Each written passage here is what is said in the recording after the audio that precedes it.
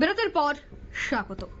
পশ্চিমবঙ্গে এখন আর বামেদের তেমন কোনো শক্তি বা বামেদের তেমন কোনো সংগঠন সক্রিয়ভাবে কাজ করছে না, এমনটাই মত রাজনৈতিক বিশ্লেষকদের। কিন্তু তারপরেও বেশ কিছু জায়গায় কিন্তু বাম তাদের জায়গা ধরে রেখেছে। ঠিক তেমনি পশ্চিমবঙ্গের তেহট্টের নাটনা মহিলা স্বনির্ভর গোষ্ঠীর নির্বাচনে জয়ী হয়েছে সিপিএম। গতকাল তেহট্টের নাটনা মহিলা স্বনির্ভর গোষ্ঠীর নির্বাচনে বিপুল ব্যবধানে জয়ী হয়েছে সিপিএম। উক্ত স্বনির্ভর গোষ্ঠীর নির্বাচনে 15টি আসনের মধ্যে 11টি আসনেই জয়লাভ করে সিপিএম মনোনীত প্রার্থীরা। 4টি আসনে জয়লাভ করে তৃণমূল ফলাফল ঘোষণা হতেই উচ্ছ্বাসে মেতে ওঠে সিপিএম এর সমর্থকরা। পরবর্তীতে সিপিএম এবং তৃণমূলের মধ্যে আবার বচসাও হয়। তবে এই পুরো ঘটনায় কিন্তু আবারও রাজনৈতিক মহলে চর্চায় চলে এসেছে বামেরা। তবে সে বিষয়ে বিস্তারিত জানবো। টেলিফোন লাইনে এই মুহূর্তে যুক্ত হয়ে গেছে প্রতিনিধি শান্তনু পান পশ্চিমবঙ্গ থেকে। শান্তনু, ঠিক কি জানতে পারছো? দেখো, আমরা 2011 সালের পর, অর্থাৎ রাজ্যের যে বিধানসভা নির্বাচন ছিল 2011 সালে, তখন কিন্তু বাম সরকারের পতন হয় এবং তৃণমূল কংগ্রেসের নতুন সরকার গঠন হয়। পরবর্তীতে আমরা দেখেছি যে যেখানেই সমবায় সমিতির নির্বাচন হোক বা স্কুলের নির্বাচন হোক, পঞ্চায়েত বা বিধানসভা, সবেতেই কিন্তু বামেদের যে শক্তি ছিল তা কিন্তু ক্ষয়ের দিকে গেছে, অর্থাৎ এক এক করে তারা শূন্যতে এসে পৌঁছে গেছে। এমতো অবস্থায় দাঁড়িয়ে আমরা দেখলাম যে কংগ্রেস এবং বামেদের মধ্যে একটা প্রথমে মৌখিক জোট হয়েছিল এবং পরবর্তীকালে তা অফিসিয়ালি জোট হয়। সেই জায়গায় দাঁড়িয়ে তাদের যে ভোট পার্সেন্টেজ ছিল অনেকটাই কমেছে। কিন্তু 2025 সালে দাঁড়িয়ে যখন সামনে এক বছর পরে রাজ্যের বিধানসভা নির্বাচন, দীর্ঘদিন ধরে সমবায় সমিতির নির্বাচন কিন্তু বন্ধ রেখেছিল রাজ্য সরকার। পরবর্তীকালে 2025 সালের জানুয়ারি মাস থেকে এক এক করে নোটিশ বিজ্ঞপ্তি জারি করছে এবং ভোট হচ্ছে। আমরা বেশ কয়েকটি জায়গায় ইতিমধ্যেই মেদিনীপুর সহ বর্ধমানের যেই সমবায় নির্বাচনগুলো হয়েছে তাতে তৃণমূল কংগ্রেস একক শক্তি নিয়ে কোথাও ভোট করে জয়লাভ করেছে, কিন্তু বেশিরভাগ ক্ষেত্রে কিন্তু মনোনয়নই দাখিল করতে দেয়নি।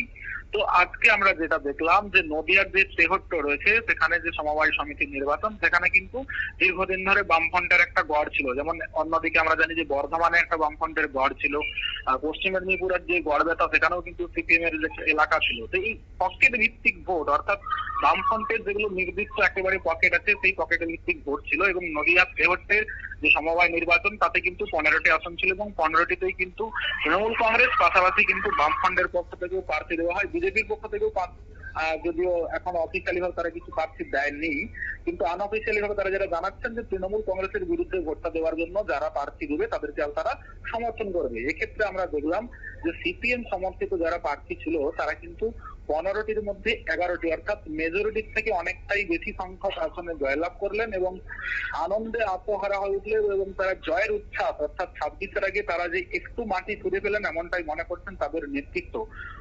সেই মুহূর্তে তৃণমূল কংগ্রেসের যারা জয়ী ছিলেন 4 জন এবং পাশাপাশি তাদের যারা কর্মী সমর্থক, তাদের মধ্যে কোথাও একটা রাগের সৃষ্টি হয় যে তারা রাজ্যের শাসক দলে রয়েছে, অথচ তারা সমবায় নির্বাচনের মতো জায়গায় যেখানে নির্বাচন করতে গিয়ে তারা কিন্তু মানুষের থেকে বিচ্যুত হচ্ছেন, অর্থাৎ ভোট না পেয়ে হেরে গেছেন।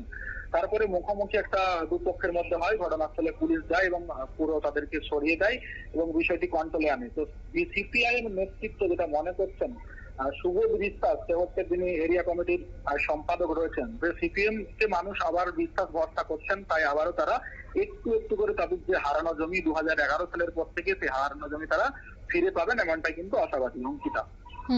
অন্যদিকে কি মনে হয়, এই যে এখানে একটা বিশাল জয় পেল সিপিএম, আগামীতেই তো নির্বাচন রয়েছে, বিধানসভা নির্বাচন, এই বিধানসভা নির্বাচনের আগে এই জয় কতটা উচ্ছ্বাসিত সিপিএম নেতৃত্বরা এবং এর প্রভাব কি ওই বিধানসভা এলাকায় পড়বে, কি বলবে?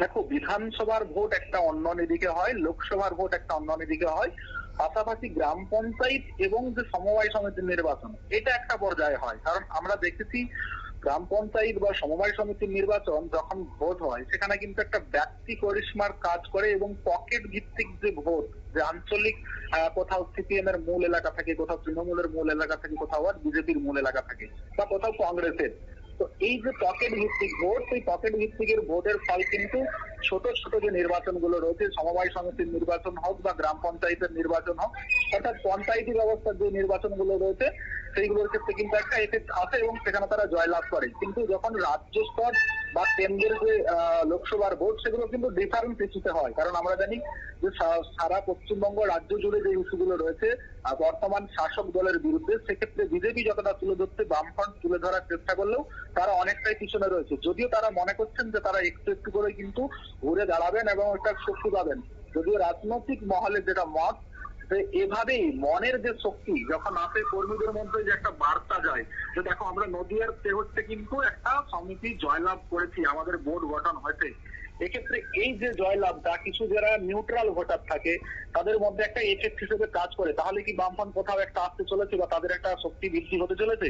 এই নিউট্রাল ভোটার কিন্তু সেক্ষেত্রে তাদের দিকে একটা ভোট দেয়। তো স্বাভাবিকভাবে কোথাও একটা জয়লাভ করলে মানুষের মধ্যে একটা প্রতিক্রিয়া পড়ে যে হ্যাঁ, সেই দলের কোথাও হয়তো শক্তিটা একটু সঞ্চয় হতে চলেছে। এমনটাই ভেবেই তারা কিন্তু আগামী দিনে আরো দীর্ঘ যে সাংগঠনিক শক্তি, সেই শক্তি দিয়ে মাঠে নামবেন এবং তারা জয়লাভ করবেন, এমনটাই কিন্তু আমরা জানতে পারছি। অঙ্কিতা, অন্যদিকে এই যে তৃণমূলের এখানে পরাজয়, কি কারণ থাকতে পারে? দেখো, তৃণমূলের এমনিতেই যেটা সব থেকে মূল কারণ যে একটা দুর্নীতি। কারণ যতগুলো সমবায় সমিতি নির্বাচন থেকে শুরু করে পঞ্চায়েত সমিতিতে যারা রয়েছেন, সব জায়গাতে দুর্নীতিগ্রস্ত মানুষ রয়েছেন।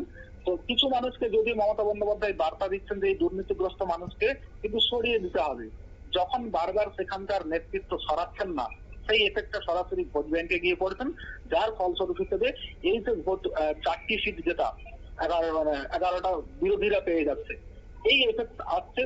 পাশাপাশি ব্যক্তিগত একটা করিশ্মা কাজ করে বিভিন্ন সমবায়ের ক্ষেত্রে, কারণ জানি সেখানে সাধারণ মানুষকে পরিষেবা দেওয়ার জন্য এই যারা প্রতিনিধি সরাসরি কাজটা করেন, তো সেক্ষেত্রে দাঁড়িয়ে কিন্তু এই এফেক্টটা ধরছে। তৃণমূল কংগ্রেসের কোথাও একটু হয়তো তাদের সাংগঠনিক দুর্বলতা রয়েছে এবং পাশাপাশি যে দুর্নীতি, এটা তো মূল প্রবলেম হিসেবে কাজ করছে শাসক দলের কাছে। সংগীতা, ধন্যবাদ। অর্থাৎ বিভিন্ন বিষয় এই মুহূর্তে কাজ করছে, তবে এই যে সমবায়ের একটা বিশাল জল, যেখানে সিপিএম প্রার্থীরা জয়ী হয়েছে, মোট 15টির মধ্যে 11টি আসনেই সিপিএম নেতৃত্বরা সেখানে জয়ী হয়, তাতে আগামী দিনে তাদের আত্মবিশ্বাস অনেকটাই বাড়বে বলেই মনে করছে রাজনৈতিক বিশ্লেষকরা। তবে নিয়ে নিচ্ছে এই মুহূর্তে ছোট্ট একটি বিজ্ঞাপন বিরতি, সঙ্গে থাকুন।